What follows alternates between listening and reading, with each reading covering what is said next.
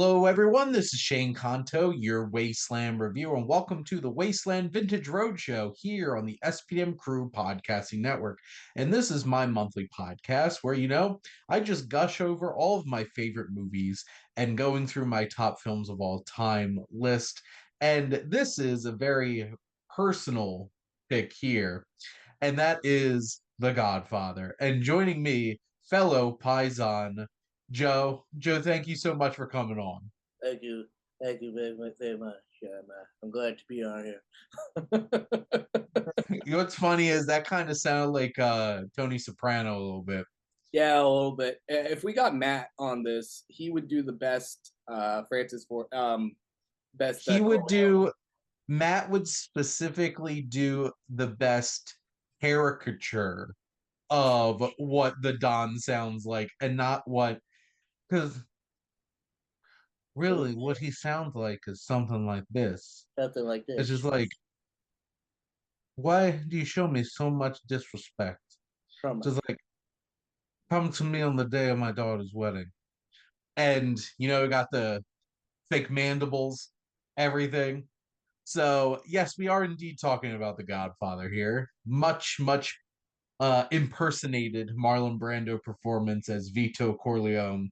And this film from 1972, running at 2 hours and 55 minutes, the aging patriarch of an organized crime dynasty transfers control of his clandestine empire to his reluctant son. And this is from director Francis Ford Coppola, and who co-wrote the film with the author of the novel, Mario Puzo. So, and if you're ever interested in learning a whole bunch of background about how this or did not come together, go check out Paramount Plus's The Offer. It's a good mini series they got going on here.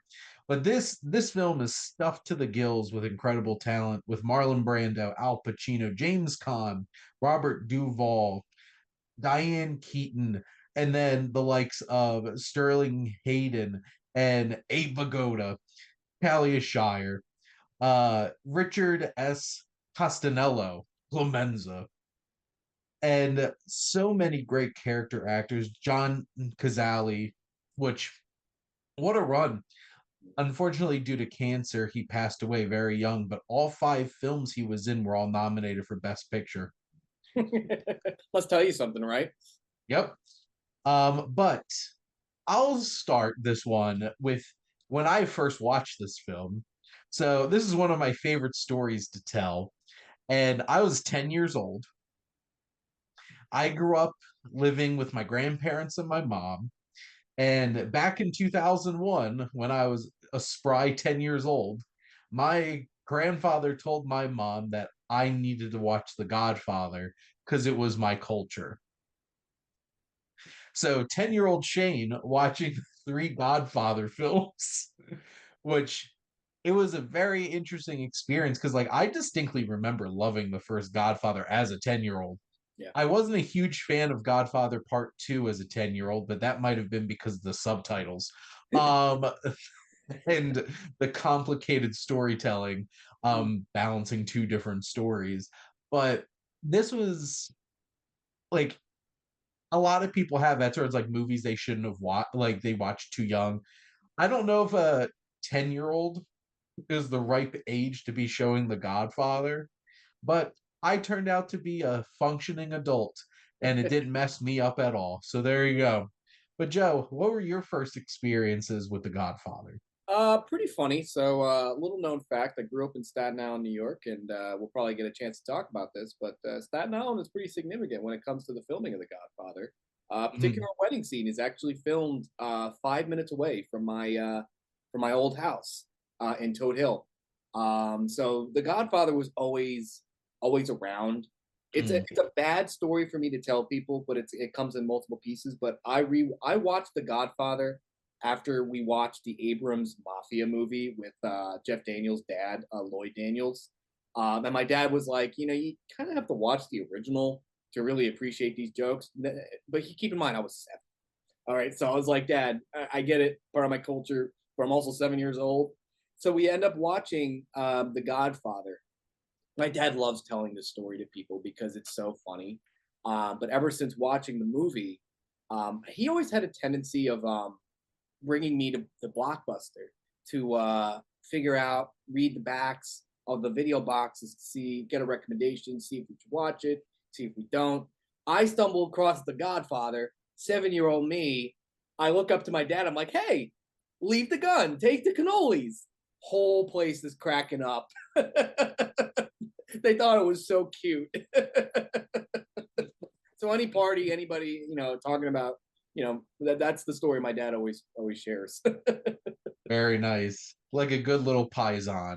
Exactly. Um, it's so funny because like, is it a I don't trust an Italian American restaurant if I don't walk in and they have Frank Sinatra playing or like the Godfather music. Uh, Or there's one particular restaurant in Collingswood, New Jersey called Kitchen Consigliere, and they have murals all over the place of The Godfather and Goodfellas and The Sopranos. And it just is. Italian Americans, especially in the Pennsylvania, New Jersey, New York area, just really love being Italian Americans. yeah. It, And it yeah. hits. I was gonna say, like, to go off of that, I think that's why I appreciate part two so much more when it shows the diaspora, the Italian diaspora, and what it was like, because Mm, essentially, that area of the country it's representative of that, and it mhm. really sticks to it really sticks to culture. You think of New Jersey, you think of The Sopranos. I mean, you think of, you know, that's part of it. It's all tied to it. I woke up this morning. Got some gabagoo. Gabagool. It's just it's hard to disconnect like The Godfather with Italian American culture because it's so intertwined. And the reason that is that they actually got an Italian American to make it, and that's Francis Ford Coppola. Because the thing is, it's like this could have been so hokey and ridiculous without the right touch. And Francis Ford Coppola is such an interesting filmmaker because he had probably arguably the best decade any filmmaker has ever had Mhm, in the 70s. mhm, He made The Godfather. He mhm. made The Conversation. He made The Godfather Part 2. He made Apocalypse Now. And he wrote Patton at the Mhm. beginning of the decade on top of that. Mhm. But like he's also had one of the most interesting falls of a filmmaker because like in the 80s he was still doing stuff like Rumblefish and The Outsiders, and he of course he had Bram Stoker's Dracula Yeah, in the early 90s, and also Godfather Part 3, which people might talk shit about. That was nominated for Best Picture yeah, the same year Goodfellas was. yeah. And I distinctly remember one film that I watched a lot as a kid, and that was Jack, starring Robin Williams, where somehow Francis Ford Coppola directed a dramedy about a kid who accelerated Accelerated aging aging, great played with Robin Williams. by Robin Williams, and then disappeared until Megalopolis. It's Wild. interesting, man, because it's like I think about the '70s. If there was like a Mount Rushmore of filmmakers, me personally, it'd be De Palma. It would be Lucas. I'd include Lucas on it.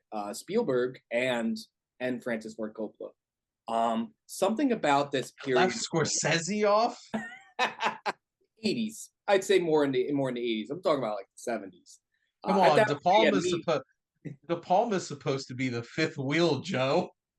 I know he's my favorite filmmaker. I love Scorsese, but like, there's something about that era of filmmaking coming out of like, I guess this is New Hollywood. New This is Hollywood. people inspired, a little bit more, out of the circle, out of the studio system, making their own movies. And in the '60s really impacts that. I mean, it's no surprise that Coppola is so inspired by the Vietnam War and making war movies because that's the zeitgeist, you know? Hmm. And like the reason why I think it also hurts him is that he gets out of touch with the current trend. Like that is so it was so big in the 60s and then the 70s that it's something that's so particular to its time, which is kind of why The Godfather is a testament because it's the one that I feel like is the most un I don't want to say uncopula of the movies, but it is, if you look at the whole, his whole filmography, it is kind of the, you know, it doesn't feel like it represents Coppola, but like it's not representative of the I whole, I you think know what I'm saying? I think the first Godfather film out of his four seven main 70s film is the most accessible Right. and the most easy for an audience to go in and connect to. The conversation is very isolating. Hmm. The Godfather Part 2 is daring in Hmm. its storytelling and adding in a lot of subtitles and stuff like that. And then Apocalypse Now is literally the audience's trek into hell. Yeah. And it's not like a fun, exciting war movie. This is like you're high as hell, the doors playing the end in the background, and you're just like, what the shit am I watching? Yeah.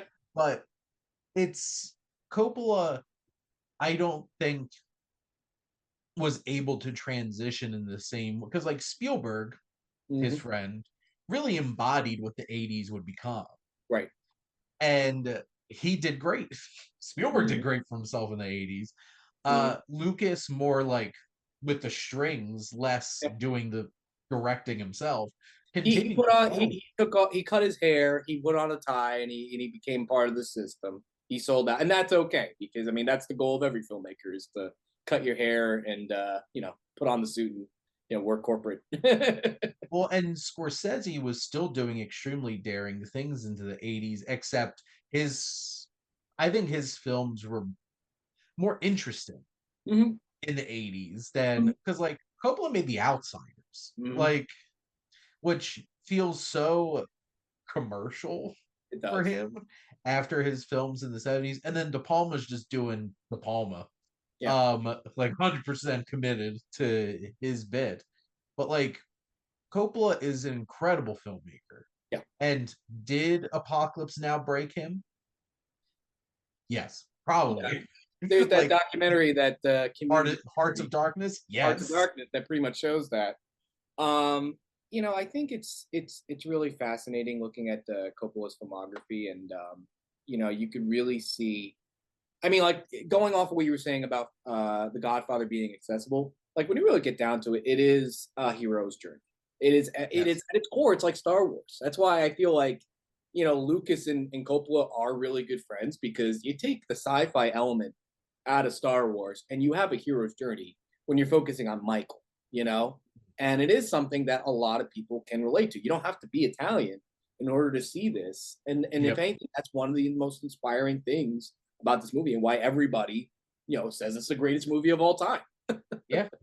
It did something incredible. It was extremely artful and impressive filmmaking, but also extremely entertaining and had had shootouts and guns and a pair of breasts. Yeah. Um and it A like horse's head. a horse's head. Yeah. Great dialogue. It has so many things going for it. But before we dive into The Godfather, I wanted to highlight some other films that really stood out to us as representing Italian American culture. Because growing up in New Jersey, when I did, it was either people thought it was The Sopranos or Jersey Shore, and neither of those are very good representations of Italian Americans, especially when a bunch of them aren't even Italian on Jersey Shore. Thank you. Nor were like any of them from New Jersey. Mm-hmm. They're mostly from Staten Island, actually. Yep. But no, we get shit on, Joe. I know. You're welcome. But Joe, what are some of the films that you absolutely love that are like really great Italian American stories? I mean, listen, I think it's funny you talked about Scorsese being the third wheel on my Mount Rushmore of the 70s because Yeah. in the 80s he did make some of the most entertaining representation of Italians and a lot of it is because of the dialogue. I watched Mhm. this documentary before about how Scorsese wanted to incorporate a narration from that was inspired by a French film where it's the common man, right? And to me, that narration represents a wise guy telling a story. And Mhm. when you've got your Uncle Joey or your Uncle Tony, right, telling a story, you are engaged and you are focused. And to me, you get that with Goodfellas, obviously. You Mhm. even get that with the Irishman, right? Even Yep. though he's not Italian, but he represents that culture. I mean, if we're gonna be He's talking about hanging out movies with a about bunch of paisans. So exactly, like Khan, for example, but we'll get into that later. But like for me, it's like most of his movies that represents that voice with the narration, like Goodfellas. I mean, to a certain degree, Raging Bull, which is my personal favorite movie of all time. Probably not so much in the representation of Italians, but more or less, you know, I would say like for me, it is Goodfellas, even though it is shaded with you know with mobsters. That sort of dialogue really represented, and Casino. I'll even put Casino in there too because I don't know, that movie's growing on me the more and more I watch that I film. love Casino. It's I'll go back to focusing on Scorsese. Something like Italian American, where it's just a documentary, him interviewing his parents, is just like it hits so hard. It's one of my favorite documentaries because it Yeah, feels so relatable. And then, films like Goodfellas and Raging Bull that really capture like Italian Americans and, the darker side of some famous Italian Americans. But something like there's a few films even in like the 21st century like Don John, which I love that film, and Tony Danza is like everybody's Italian dad in that, sitting around eating his pasta on a Sunday, watching football, and got his tank top, or my wife likes to joke Italian t-shirt on. Um and something like Ray Romano's Somewhere in Queens. I love that film. And like Ray Romano obviously had a really good passion for representing what Italian American life is really like. yeah. Having Sebastian Maniscalco um in there too. Um which even like his movie about my father is like the most one of the most Italian things that you can find. Yeah. And even something like Moonstruck. I'm glad you said Moonstruck because it's a more positive representation that doesn't always show the Mhm. crime aspect of Italians, and it just shows. Well, I could talk about that movie for a lot of reasons, but I think it's a great having the director of Fiddle on the Roof take what he took for Mhm. Jewish culture and apply it to Italian culture. It does really work. It really Norman Jewison, Norman who's a Jewison. who's a Gentile. He's not even Jewish, which is crazy. That is Uh, nuts. which is crazy. But like, Cher does a great job. Obviously, Nicolas Cage, actual Italian, actual Coppola. Um, it's wild in that. And like Danny Aiello and stuff, and it's a charming, silly, ridiculous, over the top movie that just has Shane, that he lost his hand. personality. He lost his hand. He lost his He hand. lost his hand. But, getting into The Godfather, it's hard not to kind of just start with what Coppola did with this because the direction of this film is incredible. Just from a technical standpoint, there is so much texture, like the lighting, the shadows, everything.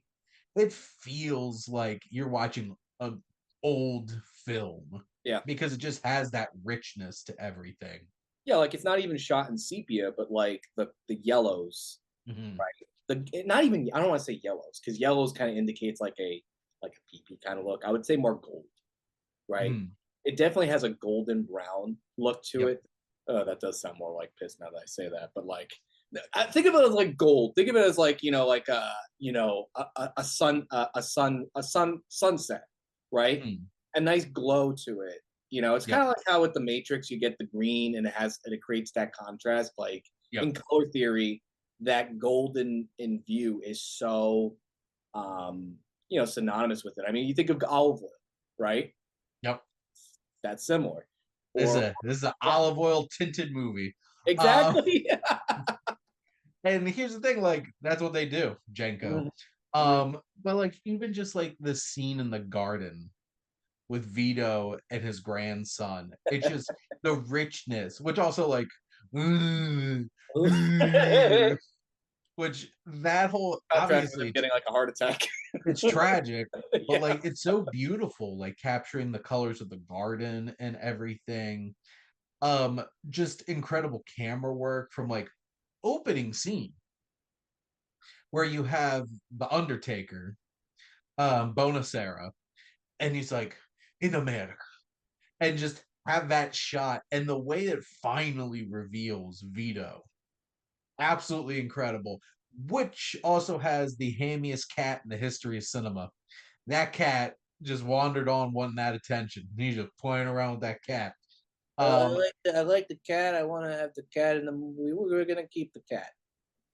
it's very method of you, Marlon Brando, and just the framing of everything and how precise every shot is and how meaningful and montage. I did one of my lessons from the Wasteland recently on montage, and the baptism montage Oh, is one of the greatest examples of cross editing cross possible. cross editing montage. Watch The Dark Knight, right? I was taking a film class in high school, and we Mhm. related the baptism scene to The Dark Knight when the Joker is enacting all of his schemes, and it is so good, but it also Mhm. shows just how amazing the art of editing is Mhm. to filmmaking. Like, there's never a sense that one outshades another. You need everything to be working on all gears, and it is such a great montage. And I'm glad you mentioned the cross editing. Editing is a thankless job Mm-hmm. because most of the time you only notice the editing if it's bad. Obviously, there's some exceptions of like really sharp, stylistic kind of editing, like in an Edgar Wright movie. You notice the editing Yeah, throughout the whole entire thing because it's very purposeful. But in this, that whole entire sequence is so incredible, down to like the heightening of tension, and Coppola really knows how to build tension. The moment of Michael, do you renounce Satan? And then the organs rising, and then you cut to everybody getting shot. Clemenza loading off that shotgun into the elevator, or Mo Green getting shot in the eye while he's getting his massage, and just there's something powerful about it. The yeah. scene where Sonny pulls up to the toll booth, Oh man. and it's the little details where you notice like the toll guy's acting weird, the car's acting weird in front of him, and you're just like, oh no, oh no, oh no. And then it builds to one of the scariest parts in the movie because the sounds of those Tommy guns Yeah. are just so bombastic. I, And I know, yeah, like, if we compare like the role, the patriarch, when we have Don Corleone as like, the head of the household, but I think of the Lion King, and I know it's a weird comparison to say, but Sonny's death always felt like Mufasa's death to me, in a sense that this is pivotal, right? This is kind of mhm, like this is a big deal, and this is what sets things in motion, for the rest of the film. Because up to that point, you think that it's, you think that it's, you know, you know, James Caan's character who's gonna, Michael, I mean, Sonny, who's gonna be, taken over, you know. But it's, you know, you're right. It's so scary. It's so impactful because, imagine being in the theater when this came out. Must This have would been be like deafening. exactly deafening. This would also be like, the in Game of Thrones when they kill off Ned Stark. The and like the explosion of Apollonia's car is just so shocking, and that's an incredible played out scene where Michael cut to the guy, and you see the change in his attitude and him starting to run away. Cut back to Michael and reaction shot, and then it's like no, Apollonia, and just how impactful that explosion is. It like literally blows him back. And it feels like we, the audience, get blown back too because it's just so loud, so just so powerful. It just this film has so many incredible pieces of filmmaking. The whole entire hospital sequence is one of the most tense scenes you're going to find in a movie Yeah. because the how the music goes down to like this. It isn't like the orchestral music that we feel throughout most of the film. It's just like this lingering eeriness Yeah.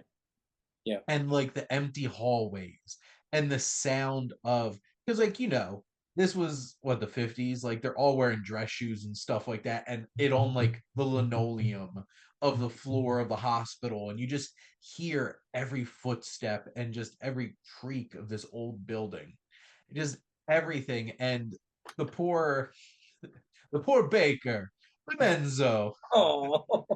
and him like shaking, taking the cigarette out afterwards. For your father, for your father.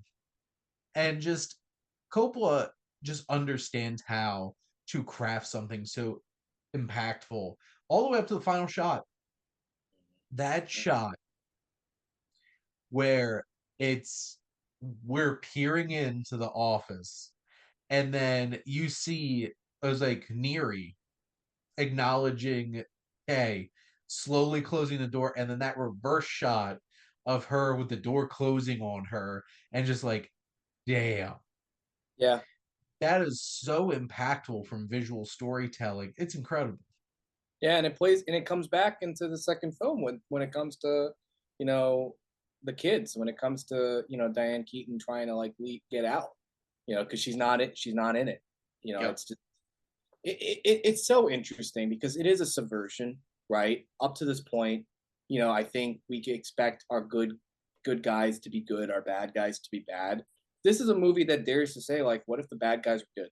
Like, what if you actually rooted for, mobsters? Because I mean, regardless of like, and this is the controversy that we get with Italian Americans in film and Yep. mobster movies, is that it's glorifying crime. It's glorifying something that's not glamorous. It's Yep. not what it's made out to be in real life. But it does paint a picture in a storytelling sense of like, The Sopranos, Breaking Mm. Bad, Rick and Morty to a certain degree, where it's like we have characters that you're not supposed to. You understand, you Yep. get it, but you don't have to be like them in order to say like, that's what I aspire to be. I want to be like Tony Soprano or Walter White. No, you get where they're coming from. You see it, and what Coppola does here is humanize Mm-hmm. and realize that this because all of them, it's not just the conflicts of the mafia, it's family. Mm-hmm. And unlike some other franchises that like Yeah. to shove it down your throat, this is indeed about family. Oh yeah, are we getting And some Vin Diesel slander, some Fast and the Furious slander about family? I am, and I'll do it again. Um, but this film puts family at the forefront because, to be frank, 99% of Italian Americans, that's what it's about, family. And family is valued so much in this culture. And Yeah. that's why it's so important to the fabric of this film It because it's a yeah. story of a father and his sons. Mm-hmm. It's interesting you say that too because in the show the the Paramount show that talks about the Yeah. making of the Godfather, what they highlighted is that I don't think mafia, the word mafia is in the movie, correct?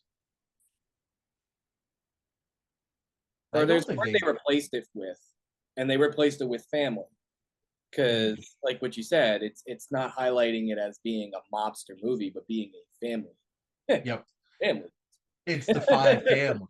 Yeah. And it's very much run like a family. Hmm. And whether it's Vito telling like Santino, never say your opinions in front of anybody outside of this family again. And it's just that it's about the family. And Vito, and this is where you have that divergence between Vito and Michael. We respect Vito and see the honor and his code and what he does. He doesn't want to do the drugs. He he always puts his family first. Because after you watch The Godfather Part 2, you realize he did this for his people and for his family. And he never forgets about his family. And that's the whole entire downfall of Michael is that he lets his family go and he pushes his family away. Yeah, that's why part He two is so important when it comes to Fredo. well, Yeah, kills his family. that's his family. And Fredo was willing to put his family in jeopardy too. And they're without that guiding light. And the whole entire idea of that Michael won't kill Fredo until his mother has died. And this whole entire thing where Vito cares about his children and understands his children because he knows Sonny's a hothead and Sonny shouldn't be in charge, and he understands Fredo has his limitations, but he always knew Michael had something, He and had that's why direction. he didn't want Michael to be Right. part of this, and that whole entire scene is beautiful with him and Michael sitting there together, Yeah. It's and the just call like of action, and I think that's why Michael is so crucial to the storytelling of this franchise. because when you really think of it and think about the children in this family, who's the one most qualified to run something? Yeah. It's Michael. He Yeah. has the most skills, he has the intelligence, he has the demeanor, except he becomes a cold, heartless bastard, in the words of his own sister, um, when he's willing to kill family and he's willing to leave his own godchild without a father. Which also, let's just be very, very clear. Carlo is a piece of shit, and we do not condone anything that Carlo did in this movie because Carlo is a piece of shit. But it's such a intriguing film in terms of how it layers in culture that helps define characters and helps you understand where they're all coming from. Mhm. And I think it's important that this film starts with a giant family gathering. Because how else would you start Yeah. any kind of story about Italian people without a giant get together and celebration of a whole bunch of Italian Americans? And like I said, that scene was shot, not far away from my old house. Toad Hill is like the ritziest part of Staten Island, where it's a lot Mm, like the one portion of like those really ritzy houses you see in like Long Island or like mm, Colts Neck in New Jersey. Like you just see mansions and like crazy, like we would pass by it, and there would be this giant fence, brick fence around it, so you really don't get to see the inside of it. But mm. everything you see in that movie does represent just how big that house and that mansion really is. That space really is. Well, it's funny too because Joe, you come from that very New York, North Jersey kind of Italian American, and I come from very much South Jersey, South Philly Italian American. And this film's very New York Mm, Italian American. mhm. Don't get a whole lot of like Philly, South Jersey Italian American stories and movies. Yeah, Um, you get a little bit of that in The Irishman, yeah, because I remember it's like, yeah, we dumped all the weapons in the Schuylkill. I'm like, oh shit. yeah. I'd even throw in Rocky to a certain degree that Oh kind yeah, of so highlights on that too. which also I forget. So the most defining film for all South Jersey, Yeah, Philly, Italian Americans is Rocky. yeah. And the There's crazy thing is that no we didn't even questioning mention about it. it. It is it is so defining of Philadelphia culture. And to anybody who thinks they should ever take that statue down ever again, screw you and something bad should happen to you. Because Rocky Balboa did more for Italian Americans than 99% of actual real life Italian American figures in this he country. So, he he's an icon. He is a yes, representative. He is a figure. He is an idea. It's like Batman, right? He yes, is an idea. He's a symbol. Like that's yes. what Rocky is, and not just for Italians, but just America. He is a symbol of never giving up. That's where winning is. That's like that speech in Damn straight. And that's why I continue my petition to get rid of Columbus Day and replace it with Rocky Balboa Day. Balboa Day.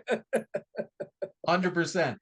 The biggest argument Italian Americans have is you're taking away our holiday. Change it to Rocky Balboa Day, and boom, solves the problem. I always felt like, I know we're gonna go on like a weird tangent, but I always felt like Columbus Day's creation was propaganda It to was it was propaganda to by the get mob. Italians to rival around something. You may as well just call it the San Gennaro Day, right? It may as well should have just been a day representative like what St. Patrick did. Like, why did it have to be Columbus? Like, that's what really bothered me about it. Well, and to be fair, he didn't. Well, first off, there are people here to begin with, and two, he wasn't the first European to show up here. He conquered it for Leif Spain. He Erikson even did, conquered thinking about Italy. Like what the hell? and for the record, it was the Portuguese who sent him here. The Italians didn't even Yeah. want to bankroll him, so we do not. I Listen, do the not only want to take. Columbus, exactly, the only Columbus we should be talking about is Chris Columbus, director of Home Alone and the first Harry Potter film. That's a Columbus that I could look up to, not the other one. They should have just named it Americo Vespucci Day because at least that's what America was named it.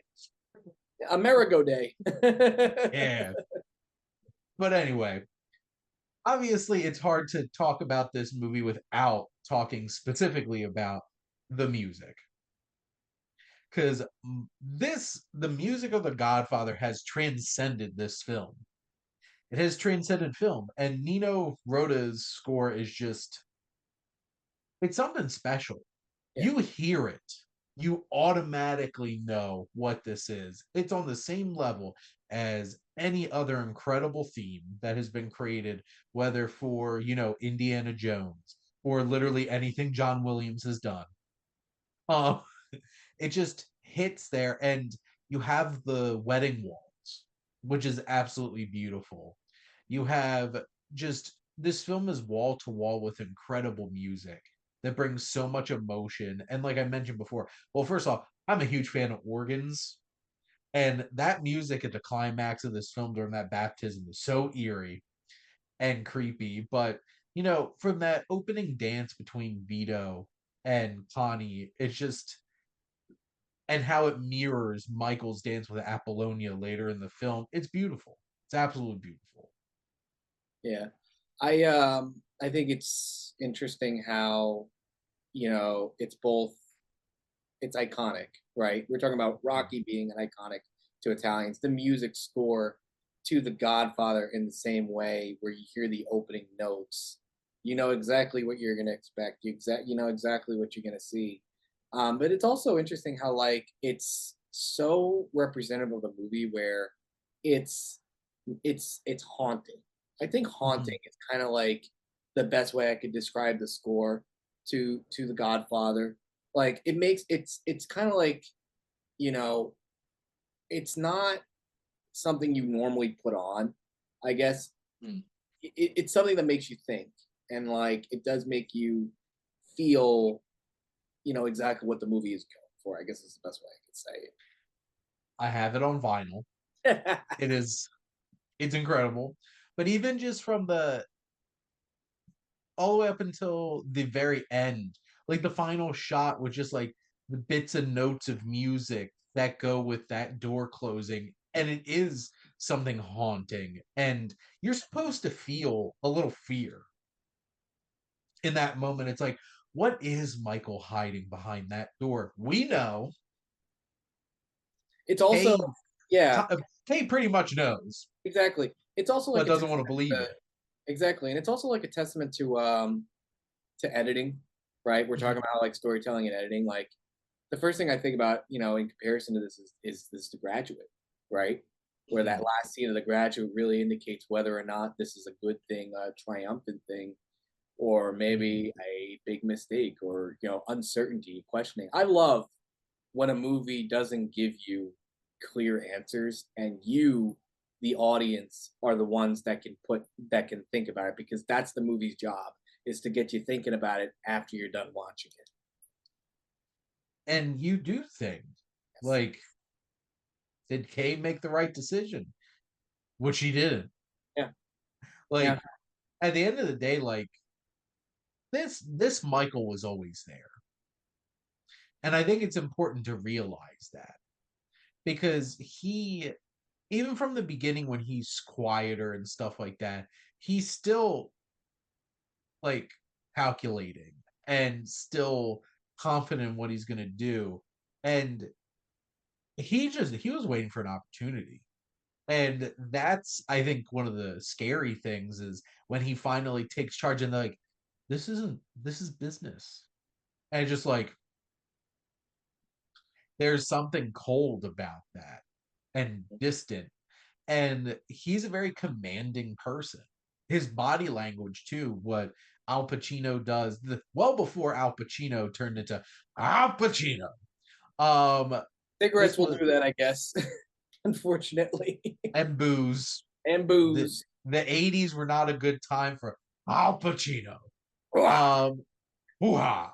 ah. But here it's a very understated but incredibly powerful performance by Al Pacino because you see all the little details and how he crosses his legs, how he sits in a seat where it's like commanding presence.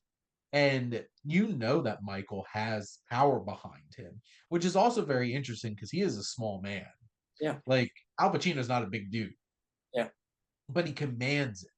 Yeah. And It's he's not yeah. it it's interesting because like he's sitting like this with his arms out on like an armchair and just kind of like his head tilted slightly down where he's sitting but he's looking down at you.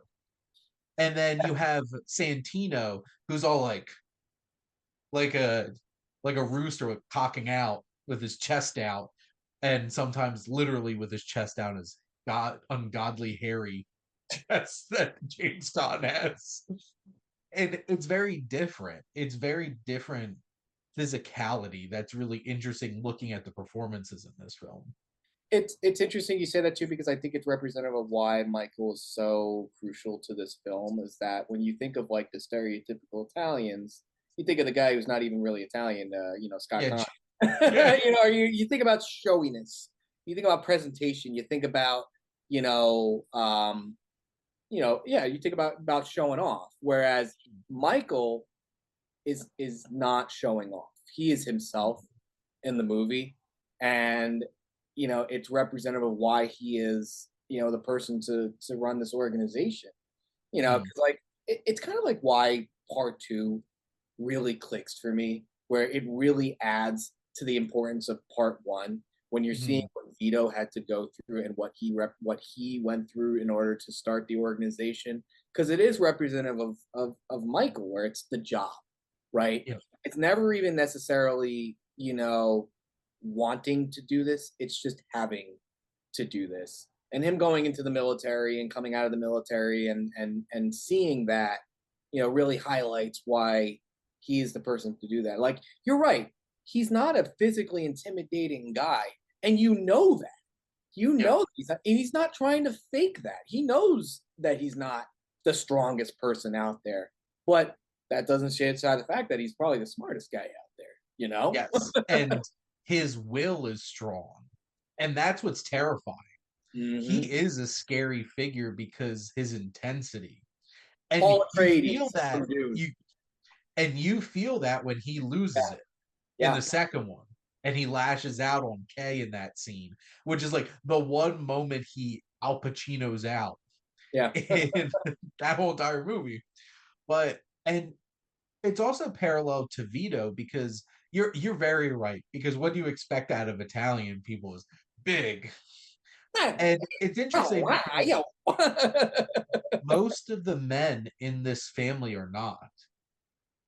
Fredo's very frail, and that's why he's such an outcast. And they throw him out to Vegas to be with Mo Green, and Freddie gets a little bit of some power, and he's dressing up, wearing his sunglasses, and he gets cocky. And then Michael turns that on him, where he's like, "You will never stand up against this family ever again." And in that moment, you're like, "Oh shit, you don't mess with Michael." And it's because Al Pacino can like he looked like he like shot through Fredo with Yeah, that stare. But yeah. what's I think so impressive about Marlon Brando in this film is well, for one, he fully disappeared into this character between the prosthetics, everything about the Literally disappeared choices. into Yeah. it. Yeah. And they also made him considerably older because Marlon Brando was like 40 something when they made this movie. So like maybe close to 50, but like they made him considerably older, but he's also quiet. Vito's not the kind of person that feels like he needs to make a big deal about anything because he doesn't. He doesn't have to. He he has incredible presence too. Because when he stands up, he has this power of his presence, and Coppola does an amazing job of treating Vito like he is this figure that that's why it's the Godfather and why Vito's on the poster because at the end of the day this is Michael's story, Right. but Michael has to get out from behind a shadow, and that shadow stands tall, and that shadow is Vito. And he get has his moments with like Johnny Fontana's like, what am I gonna do? Be a man. Man. And like he has those kinds of moments and he has the ability to do that. But it's more when he's talking to the five families and he just commands that whole entire space and nobody is gonna question him. When he needs to be, exactly. When he needs to be that guy, he is that guy. And that's what makes, and you're right, when you really think about it, appearance, it isn't everything. It's just he's getting the job done. Mhm. Like, that's why, again, I know I said it already, like part two really complements that, Mhm. you know? Because De Niro channels all that Mhm. so well into his performance. And this film is full with so many great characters, like which is crazy. Like the studio wanted James Caan to be Michael, which is wild, Yeah. wild to me. But like James Caan does really embody Sonny really well. Big dicking around, Yeah. big mouthing off, and he is a fire. Like every movement that he makes, there's to it, and James Caan really nails that really well. It's interesting too because it's like, um, you think about where Hollywood was going, like I was saying before about how there's this transition to what the studios were expecting. And in some ways, at that point, what the studios were doing was out of touch, that you needed to have Coppola to really rein in what's going on and what people are really looking for. And it's the story, the Yep. story having, Al Pacino as Michael is everything we're talking about. If that didn't happen, the story would not be. It would be more stereotypical if Yep. Michael were played by James Caan. 100%. And you have like the Robert Duvall presence, who's very calculating and very thoughtful in what he does as Tom. And there's so many great character actor performances in this. I love Clemenza. It makes me sad that Richard Castanello had a falling out trying to figure out pay for the second one, which is why they killed off Clemenza in between films. Because I would have imagined he would have been one of the biggest figures in that film, which they wound up replacing with I know. Um like that character who took over Clemenza's role. But Casanel is so great in this because he just embodies like, here, Michael, I'm gonna show you how to cook for a whole room full of guys and just like making the pasta and everything. Or like he has some of the best lines in the whole entire movie. It's like, I'm leave falling the gun. apart. I'm in love. Yeah, I can't Yeah. remember the lines. It's like, leave the gun, take the cannoli. And which also, from a filmmaking standpoint, that's one of the most incredible shots in this movie is that wide shot of the reeds, the Statue of Liberty, and the little gun popping up at I got a joke because I know you're a Giants fan, but like those marshlands up in like North Jersey, Staten Island are real. Like think of like all yes, the dead bodies that are probably yes, that's where all of them are. that's where they all go. You have like Abe Vigoda as Tessio, who just has good presence. Uh Al Lettieri, who's Salazzo. He's such a good performance in this film too. And he's not somebody like you think of, like Richard Conti as Bazzini. Also, Talia Shire's great as Connie in this. And God, she has her big moment. One of my favorite things about The Godfather Part 3 specifically is Connie stepping up and seeing Talia Shire really getting the shine in that third one. It's just there's so many great performances. Al Martino as Frank Sinatra. I mean Johnny Fontaine. Totally not based off of Frank Sinatra. And I don't also I don't know what you're talking about. Val. Can't possibly be. And then Lenny Montana as Luca Brasi, which also my whole entire life, my uncles and my cousins called me Luca. How did that make you feel? I know I'm a therapist. I always jump into that line, Oh, but when I wound I up gotta seeing the know. movie and they killed him within like the first couple of scenes he's in the movie, that upset me. But like I was always the biggest kid. Did So they ever like, ask you if you were glad to come to this wedding and you're appreciate, like Godfather, Godfather? thank you for inviting me today on the day of your daughter's wedding. And like, and that's the thing too, because like, not to butter my own bread, but like, I'm like the smartest kid in my family. Like, Yeah, I cared about school, I read and stuff like that, and the fact that they called me like the most illiterate and simple character in the they probably movie. asked you why you went to college so you can get stupider. Well, my cousins did make fun of me for needing glasses because they're like, look what happens when you read. Like, at least I can. Um, Yeah, I can't catch a football now. Oh. but it's just this whole entire cast is incredible. The characters are incredible. There's so many great like quotes. Like you could quote this movie up and down. Like obviously, leave the gun, take the cannolis, or I'm gonna make him an offer he can't refuse. And even just like little things when Tom's like, my client does not accept a second favor after the first one is declined. Just like all the like just building up everything about it. And there's just so many, or like Luca The rest, Brasi sleeps with the fishes. exactly. Like we went in so far talking about the movie, we barely even talked about the restaurant scene. That is like an iconic, like the way it plans out. It's Yep. like a heist movie where you're planning a scene and then you're seeing it Yep. executed. That itself, the restaurant scene could have been its own movie when you really think Yes. of It's a short film in itself in terms it. of like, Yeah, can you just imagine like some like a short film guy gets picked up in the car and it's like we're going to Jersey and they do the U-turn on the bridge and everything and like getting to the restaurant him going into the bathroom, looking for the gun. And like we know he's supposed to come out blazing. So, anyways, I started blasting. Bam, bam. Well, let's be real. That cop, that pig of a cop, deserved it. Sterling Hayden's so good in this.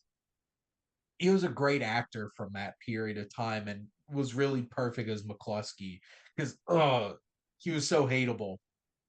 But I that like when Margaret Hamilton, had to convince people that she's not a bad woman despite playing the Wicked Witch of the West. hey, sometimes it's just like you're so damn good, like William Atherton. I know for a fact is a piece of shit only because of because of Ghostbusters and Die Hard. But He's probably like, a really nice guy too, but could be. you're right. He has no dick. Yeah, dickless over here.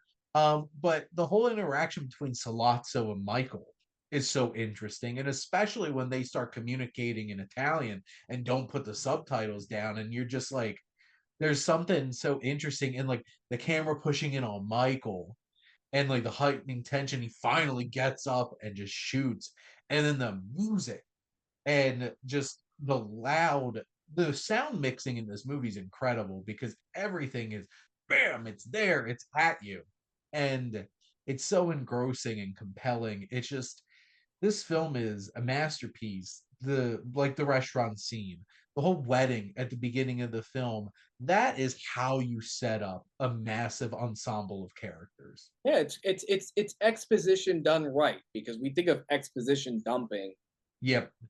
where you're not the wedding scene. It goes on longer than it needs to. It goes on long, but it goes on long because this is setup. But it's Yep. also set up where it's a celebration, and it's also things love about Italian culture, but also allows you to see who your characters are, and your introduction to Vito, like the guy on the poster Yeah. is at the wedding scene, so it's a very important moment. Yeah, It's just how they set up every character because like from the opening scene we know that Sonny is a big dick philanderer who thinks more with his dick than things with his head. And obviously that comes back in the book. They explore that mistress a lot more. And we realize she's pregnant in the book. And then obviously Vincent, yeah, Andy Garcia comes into play in the third movie. yeah. Which is interesting too. Now that you say that, because if you were to think of like an illegitimate child to Sonny, it's going to be Andy Garcia's character from Part 3. Part 3 is not a it's not the worst movie ever.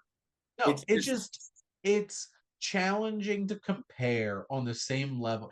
Like, how hard is it to make a great third movie when the first two movies are arguably each the greatest movie of all time? yeah, it's kind of like when people tell me like Guardians of the Galaxy 3 is not nearly as good. I'm like, no, it's an even piece. I love all three of I those. love And all. Yeah, honestly, I think they keep getting better each one, but that's just me. But it's the third film is so fascinating because obviously there's one really big glaring performance that yeah. takes a lot of people out of the movie, which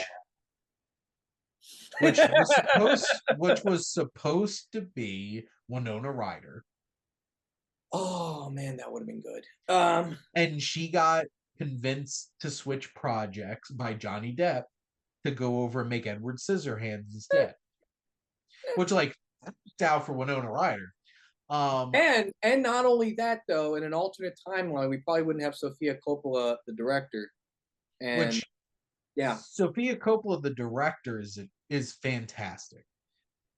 She's not a great actor, and that's just have her okay. You don't behind have the to be. camera, not in front of it, directing Yeah, people, not acting in front of it. yeah. And like, did they need to have a whole entire incestuous cousin dynamic? Like, that seemed a little weird to me. Yeah, But there's so many things about the third Godfather film that really work. yeah. Um, hot takes here, defending Godfather Part 3.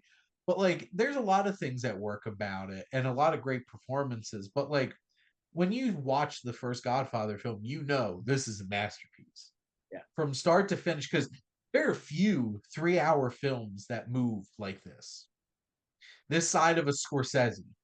few 3-hour films move quite like The Godfather. Yeah, yeah. Essentially, I know we're done talking about Sofia Coppola, but like we're talking about the impact this movie has. I remember when Lost with Translation got nominated for Best Director, and this was my first time. I didn't see Part Three yet, and my dad kind of like kept me from seeing Part Three. And we're seeing the interviews with Sofia Coppola, and you know a movie really has an impact on a guy when he's like, "I hate you. I don't. I don't. I've never seen Lost with Translation, Joe, but I hate Sofia Coppola because of what."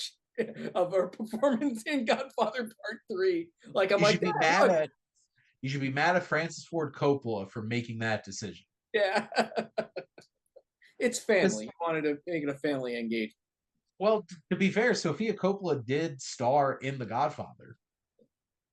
Yeah. She's that baby getting baptized at the end of the movie. But Francis she Ford didn't have to Coppola's say like, anything. Francis Ford Coppola's like, oh, I happen to have a baby at home. Let's use that baby. Yeah. Um, and also she wound up being, I think, in Rumblefish too, which is interesting as a younger girl. But I think the legacy of this, which I have the new 4K collection that has Godfather Coda, the death of Michael Corleone. I need to watch that still. I haven't watched that version of the third Godfather film because they re-edited it, and I think the lack of Robert Duvall, I think, made a big impact because Tom was supposed to be a significant part of that story. Yeah, I think in the books, they actually have a book centered on his character in as which would have been part four. Hmm. It's it's a shame that didn't work out, but sometimes reality happens and people want more money. And to be fair, Robert Duvall's by 1990 is like a legendary actor at that point. Listen, they don't call it family business; they call it show business. Yep. No, they call it snow business. Exactly. You didn't think I was gonna make an Elvis reference here today from Baz Luhrmann. But just this trilogy of films, especially the first two, obviously, are like few film series can boast that they have two of the greatest films ever made. So Francis Ford Coppola has that in his hat for sure. Yeah, yeah. But I guess, Joe, were there any other things that you wanted to talk about for The Godfather?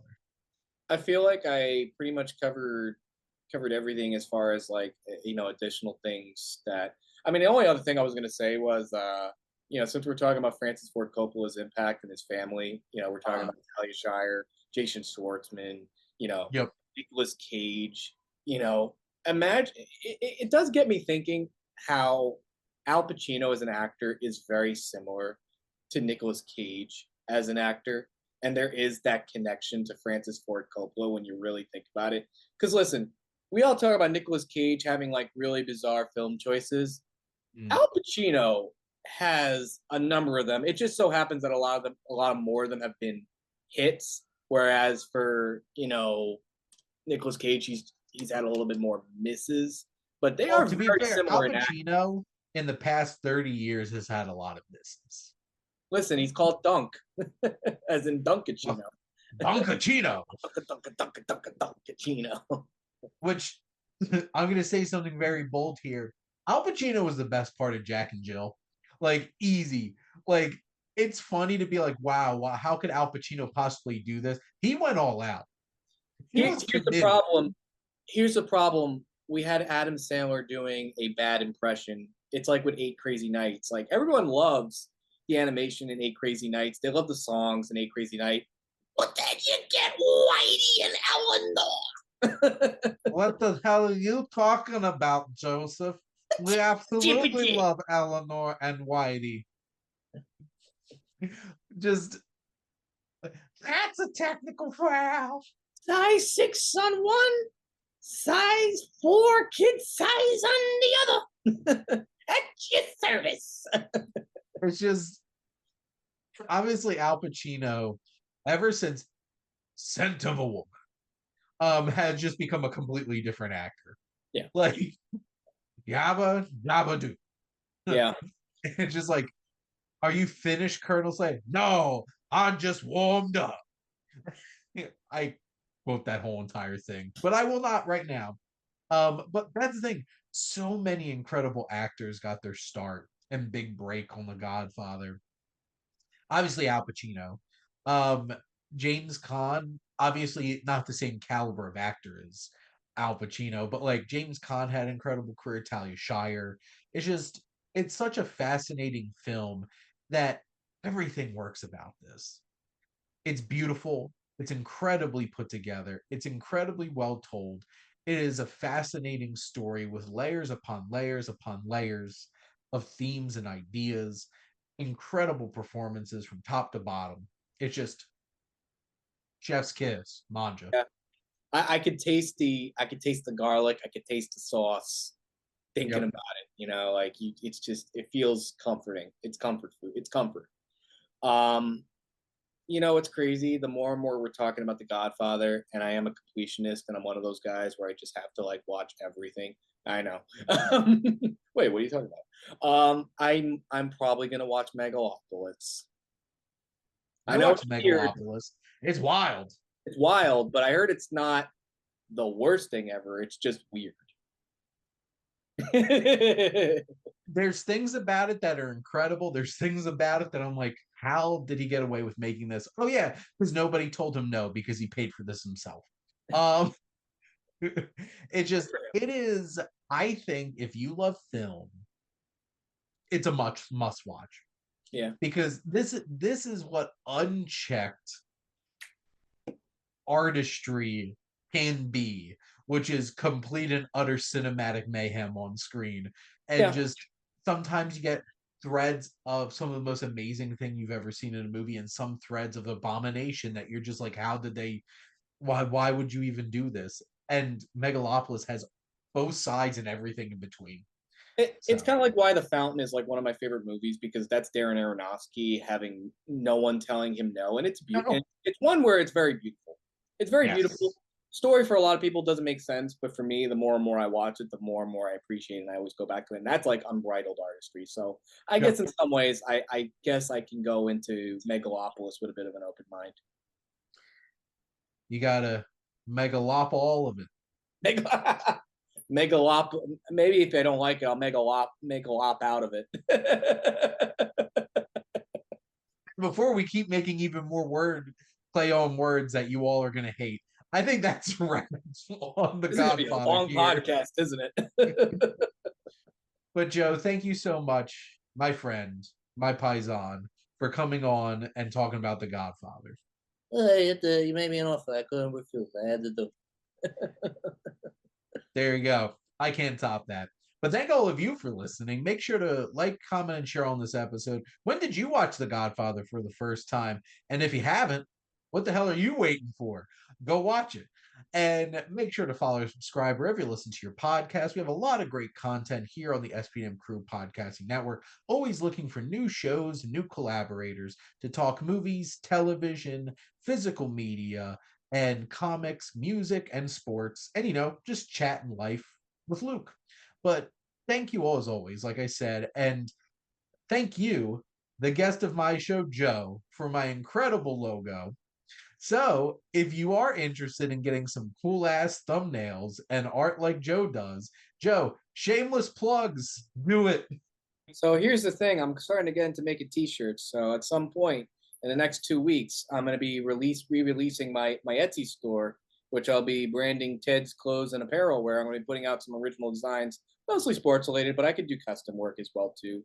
I also got my YouTube channel as well, where I plan on posting a video talking about my recent exploration of the animated show Recess. So if you're interested in that, expect that in a couple days, where I'll be talking about what it was like revisiting the show and my favorite characters. There you Tier go. listed off. See, I actually had the guest on today to shamelessly plug their incredible thumbnail, which I do love my thumbnail to this show. Joe nailed exactly what I wanted. And most importantly, thank all of you out there for always tuning in and supporting the Wasteland Vintage Roadshow here on the SPM Crew Podcasting Network.